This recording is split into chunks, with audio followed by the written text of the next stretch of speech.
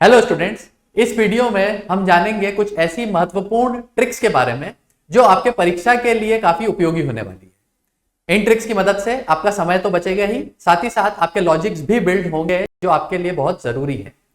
तो आइए देखते हैं आज की लाइव क्लासेस के कुछ ऐसे प्रश्न जो आपके लिए उपयोगी साबित होने वाले ए प्लस बी के सभी संभावित मान जितने भी आपके पॉसिबल इनके वैल्यूज हो सकती है, जितनी भी पॉसिबल इनकी वैल्यूज हो सकती हैं, उन सभी का आपको करना है मल्टीप्लाई, उन सभी का आपको करना है गुणा। तो क्या आएगा उनका मल्टीप्लाई, और कंडीशन आपको दे दिया ए और बी आपको कहां से मिलेगा 2a 115b। ये आपका 11 से एग्जैक्ट आपका डिविजिबल है, ये आपका 11 से एग्जैक्ट डिविजिबल है। तो अब इस डिविजिबिलिटी रूल से आपको अब बताना है कि यहाँ पर आपका आंसर कौन सा होना चाहिए।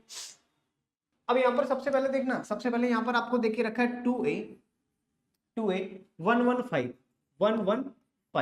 ठीक है, 2a 115b, और ये आपका 115b, ये आपका पूरा नंबर 11 से एग्जैक्ट आपका डिविजिबल है, 11 से आपका एग्जैक्ट डिविजिबल है। ठीक है, अगर ये 11 से एग्जैक्ट डिविजिबल है तो सबसे पहले एक चीज बताओ कि 11 का डिविजिबिलिटी रूल होता क्या, 11 का जो विभाज्यता का नियम है वो है क्या। तो आप बोलोगे सर अल्टरनेट नंबर को उठाओ, 2 और 1 3, ठीक है, 2 और 1 3, 3 और 5 8, यही मिलेगा। ठीक है, यहाँ पर इन दोनों को उठाओ, a प्लस 1 प्लस आपका b, मतलब यहाँ पर कितना आएगा आपका, यहाँ पर कितना आएगा आपका a प्लस आपका b प्लस आपका 1।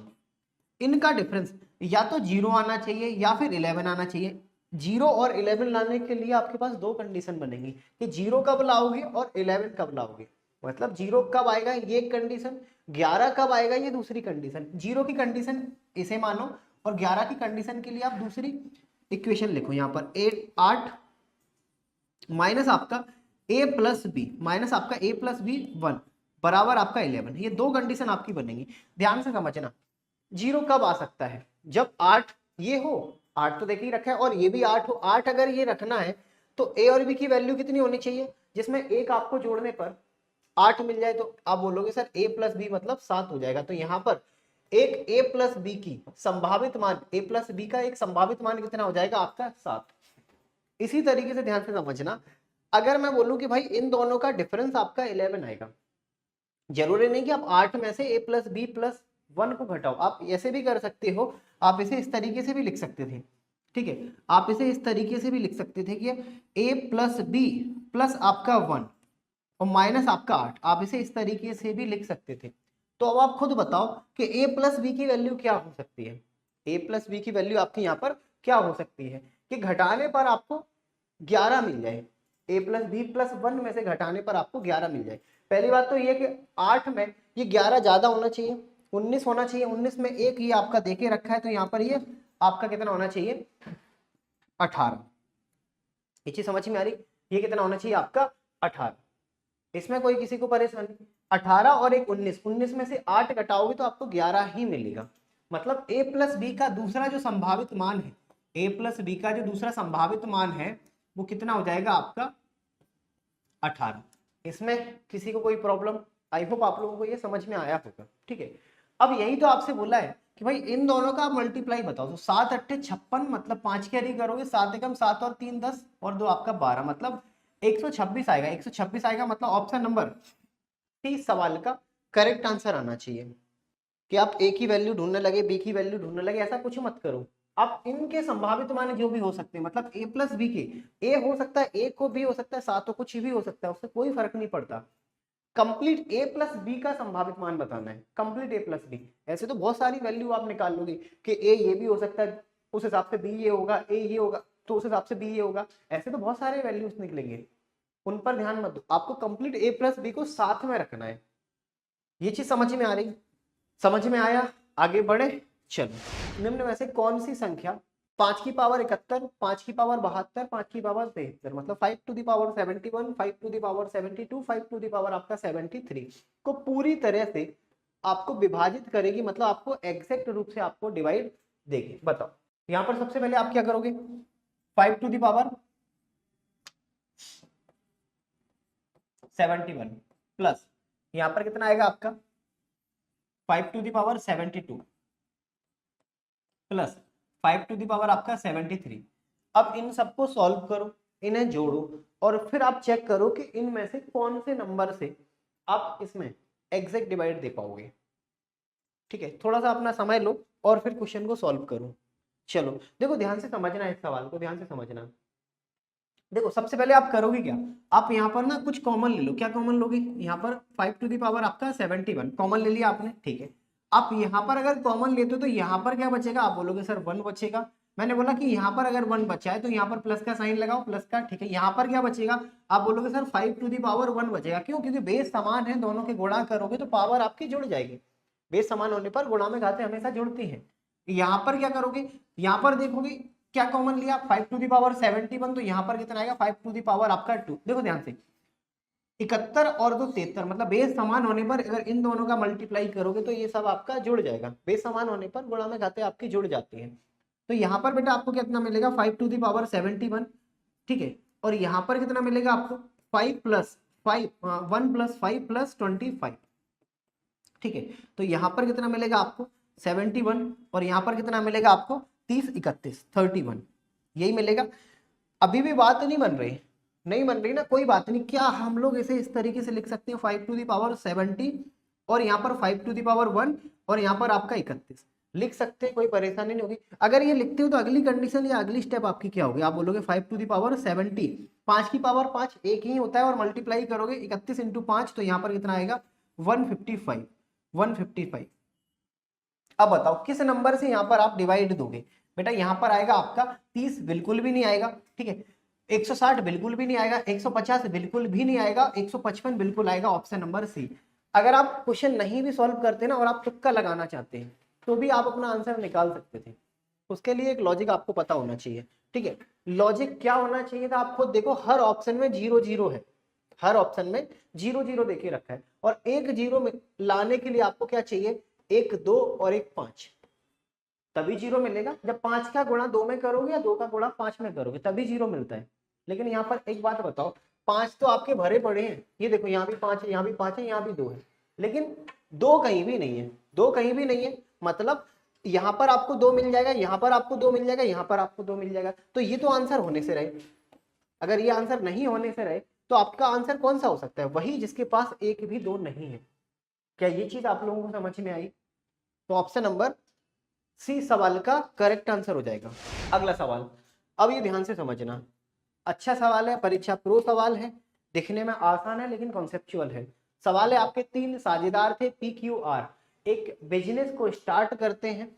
Q टोटल कैपिटल का 1/6 पार्ट अपना लगाता है और P और R जितना भी पैसा लगाएंगे दोनों बराबर बराबर लगाएंगे।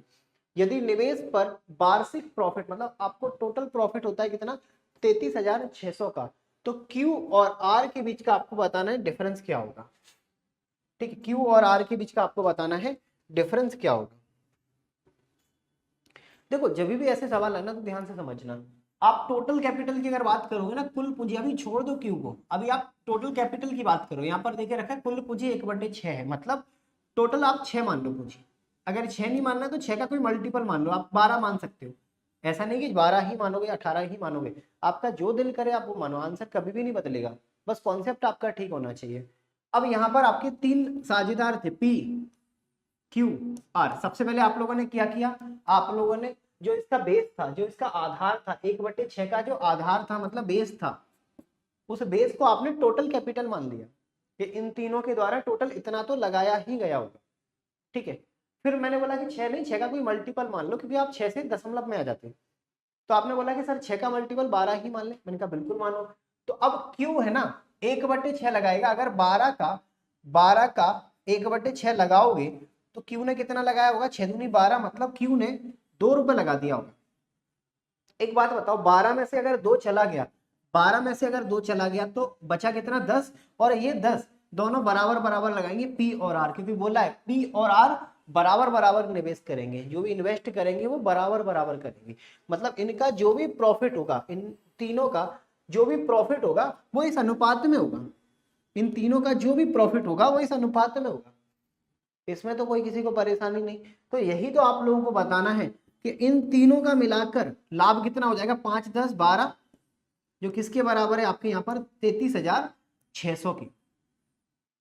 ठीक है, एक बराबर कितना आएगा 12 दूनी 24, ठीक है 24 6 और 3 12 8 96 2800, यही आएगा। आपको बताना है बेटा Q और R के बीच का डिफरेंस, Q और R के बीच का डिफरेंस, Q और R के बीच का डिफरेंस कितना है, 5 में से 2 घटाओगे तो मिलेगा 3, तो 3 का मल्टीप्लाई कितना आएगा आपका 84, 8400। इस सवाल का option number A correct answer होना चाहिए, 8400 इस सवाल का आप लोगों का करेक्ट आंसर होना चाहिए। अच्छा सवाल है, कंडीशन बेस्ड सवाल है, अच्छे से लगाना, परीक्षा प्रो सवाल है। ठीक है, दिखने में आसान लगेगा लेकिन थोड़ा सा आपको ये उलझाएगा। ठीक है, उलझना मत बस। एक बैंक पहले जो 8,000 रुपए है ना उस पर 5% का रेट लगाएगा और इसके ऊपर जितना भी आप पैसा लोगे उस पर 12% का रेट लगाएगा। ठीक है, गौरव द्वारा अर्जित ब्याज ज्ञात कीजिए, मतलब इसे टोटल कितना सिंपल इंटरेस्ट मिला होगा कि 2 साल तक अपने बैंक में 20,000 रुपए ही लगाए, मतलब बैंक में इसने 20,000 रुपए जमा किए तो टोटल 2 साल के बाद इसे कितना ब्याज मिलेगा ये आपको बताना है। यहाँ पर अगर मैं बोलूं कि पहली कंडीशन बैंक ने क्या रखी कि बेटा अगर आप 8,000 लगाते हो ना, 8,000 अगर लगाते हो तो इस 8,000 पर 5% की रेट से आपको 2 साल तक ब्याज मिलेगा। तो मैं बोलूंगा आपको बेटा टोटल कितना ब्याज मिला होगा, 5 दूनी 10, 10 मतलब 800 रुपए आपको ब्याज मिला होगा। मैं बोलूंगा गौरव ने कितने रुपए लगाए, आप बोलोगे सर 20,000, 20,000 में से पहले 8,000 तो इन्होंने लगा दिए, बचे कितने 12,000, ये 12,000 पर रेट कितनी होगी आपकी 12% की, 12% की कितने साल तक, 2 साल तक। तो बेटा यहाँ पर कितना आएगा 12 12 144, 144 मतलब 288 और एक जीरो, यही आएगा। मतलब अपने गौरव भैया को इतना ब्याज मिलेगा, जोड़ेंगे तो 0 8 और 0 8, 8 दूनी 16 और एक 3 मतलब 3680 रुपए का तो इनको ब्याज ही मिल जाएगा, 3680 रुपए का तो इनको ब्याज ही मिलेगा। ये आंसर आपका होना चाहिए करेक्ट आंसर। इसमें किसी को कोई परेशानी, किसी भी बात की कोई समस्या, कर लोगे आगे बढ़े, बहुत बढ़िया। अगला सवाल देखो, ये सवाल ना बहुत खतरनाक है, बहुत खतरनाक और उससे भी ज्यादा आसान है। सबसे ज्यादा जो बच्चे परेशान होते हैं ना वो ट्रिग्नोमेट्री में ही होते हैं, सबसे ज्यादा मैंने देखा है। और इस टाइप के जो आइडेंटिटीज बेस्ड सवाल होते हैं सबसे ज्यादा बच्चे उसी में परेशान होते हैं। तो मैंने सोचा है कि अब मैं हर दिन कुछ ना कुछ आपके ट्रिग्नोमेट्री के सवाल आप लोगों को कराऊं, हर दिन कुछ ना कुछ, जिससे आप लोगों का जो डर है ना ये खत्म हो जाए, जो फोबिया है आप लोगों का वो खत्म हो जाए। और कुछ सवाल होमवर्क के लिए भी दूं, लेकिन यार होता क्या है, मैं मेहनत करके सवाल ढूंढ के लाता हूँ और आप लोग आंसर नहीं करते हो। ठीक है, फिर मैं सोचता हूँ रहने दो, फिर मन में आता है नहीं यार 2 लोग तो आंसर करते हैं ना, तो उन 2 लोगों के लिए मेहनत की जाए। आज भी मैं होमवर्क में सवाल आप लोगों को देने वाला हूँ, आज भी ऐसे नहीं छोड़ूंगा, सबके लिए नहीं, उन 2 बच्चों के लिए, उन 4 बच्चों के लिए जो आंसर निकालने वाले हैं, क्योंकि उनको ही सिलेक्शन लेना है, बाकी को तो ठीक है पंचायती पुरुष है। यार यहाँ पर समझना 3 cot थीटा, बेटा हमेशा मैंने बताया यहाँ पर क्या है आपका 3 cot थीटा। ठीक है, कॉस थीटा, मैं ये नहीं बोल रहा हूँ कि आपका सिलेक्शन नहीं होगा अगर ये क्वेश्चन नहीं लगा होगा, भाई बिल्कुल होगा सिलेक्शन, लेकिन चीजें बहुत आसान हो जाएंगी आपके लिए। आप अभी जो ज्यादा मेहनत करनी पड़ेगी ना, उस पोस्ट के लिए आपको जितने एफर्ट्स लगाने पड़ेंगे, इन सब चीजों से और चीजें आसान हो जाएंगी आपके लिए। नहीं लगाओगे तो भी आपका सिलेक्शन होगा, सिलेक्शन आपका कोई नहीं रोक सकता। सिलेक्शन में दावे के साथ बोलता हूँ कि सिलेक्शन आपका होगा, आज नहीं तो कल होगा। ये दुर्भाग्य की बात है कि अभी तक आपके सामने वैकेंसी नहीं आई, नहीं आपका कब का सिलेक्शन हो गया होता। लेकिन अगर इन सब क्वेश्चंस की आप प्रैक्टिस करोगे तो चीजें आपके लिए थोड़ी सी आसान हो जाएंगी, बस ये थोड़ा सा आपको हेल्प मिल जाएगा और कुछ नहीं। ठीक है, देखो एक चीज हमेशा याद रखना, टेन थीटा की अगर मैं बात करूँ ना, टेन थीटा मतलब होता है साइन थीटा। ठीक है, साइन थीटा बटे आपका कॉस थीटा, सबको पता है, नहीं पता है तो आप लोग देख लो बेटा। टेन थीटा का ही अपोजिट जो होता है वो कॉट थीटा होता है। क्या होता है, कॉट थीटा होता है। तो कॉट थीटा क्या हो जाएगा आपका कॉस थीटा बटे आपका साइन थीटा, मतलब मैंने वैल्यू को, आइडेंटिटी को पलट दिया। ठीक है, आइडेंटिटी को मैंने पलट दिया, तो यहां से मुझे क्या मिलेगा, मुझे कॉस स्क्वायर थीटा की वैल्यू बतानी है। अगर मैं बोलूं बेटा यहाँ पर 3, यहाँ पर कॉट थीटा मतलब साइन कॉस थीटा और यहाँ पर आपका साइन थीटा बराबर आपका 4 कॉस थीटा। तो बेटा यहाँ पर ये कॉस थीटा से कॉस थीटा कट जाएगा, तो यहाँ पर क्या बचेगा 3/4 इधर लाओगे तो मतलब साइन थीटा।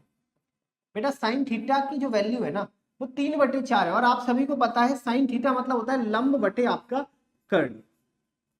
लंब मतलब आपका परपेंडिकुलर, कर्ण मतलब आपका हाइपोटेनियस। यही तो होता है इंग्लिश वाले पंडित पंडित बद्री प्रसाद हरर बोलोगे, और हिंदी मीडियम वाले लाल बटे कक्का। नाम ही समझ में आ रहा है कि भाई हिंदी मीडियम वाले होंगे कक्का, ठीक है। और पूरी की पूरी ट्रिग्नोमेट्री आपका हाइट एंड डिस्टेंस आपका राइट एंगल ट्रायंगल पे डिपेंड है, जिसमें से आपका लंब कितना देखे रखा है, परपेंडिकुलर कितना देखे रखा है 3, कर्ण हाइपोटेनियस कितना देखे रखा है 4। एक बात बताओ, पाइथागोरस थ्योरम से आप यहाँ की वैल्यू बता सकते हो 16, 4 का 16, 3 का 9, 16 में से 9 घटाओगे तो 7 आएगा, यही आएगा। तो यही तो आपको बताना, और वो भी आएगा किसमें, रूट में। वो भी किसमें आएगा, रूट में। तो बेटा आपको कॉस स्क्वायर थीटा की वैल्यू बतानी। कॉस मतलब होता है कॉस स्क्वायर थीटा मतलब आपका बेस बटे आपका हाइपोटेनियस, मतलब आपका बेटा हो जाएगा क्या, आधार बटे आपका कर्ण। आधार कितना है आपका 7 का स्क्वायर करना है, 7 का स्क्वायर √7 का स्क्वायर 7, और कर्ण 4 का स्क्वायर 16, और यही हो जाएगा सही उत्तर 7/16। ऑप्शन नंबर सी सवाल का करेक्ट आंसर आएगा।